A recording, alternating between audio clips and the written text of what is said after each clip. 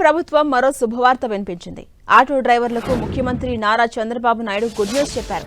August 15న auto డ్రైవర్లకు ఆర్థిక సాయం అందిస్తామని ప్రకటించారు. సుపరిపాలనలో తొలి అడుగు పేరుతో ఏపీ ప్రభుత్వం కార్యక్రమం నిర్వహించింది. ఈ నేపథ్యంలో మాట్లాడిన చంద్రబాబు ఆగస్టు 15 నుంచి మహిళలకు ఆర్టీసీ బస్సులో ఫ్రీ బస్సు ప్రయాణం అమలు చేయబోతున్నట్టుగా ప్రకటించారు. ఆ రోజునే ఆటో డ్రైవర్లకు ఆర్థిక సాయం అందిస్తామని ప్రకటించారు. సూపర్ 6 హామీల్లో భాగంగా ఆర్టీసీ బస్సులో మహిళలకు ఉచిత ప్రయాణం హామీని టీడీపీ కూటమి ఎన్నికల సమయంలో ఇచ్చింది. ఇక ఫ్రీ బస్సు కారణంగా తమ ఉపాధి దెబ్బతింటుందని ఆటో డ్రైవర్లు వాపోతున్నారు. ఆటో తోలుతూ 4 రాళ్లు వెనకేసుకునే తమకు ఫ్రీ బస్సు కారణంగా గిరాకీలు పడిపోయాయని ఆవేదన వ్యక్తం చేస్తున్నారు.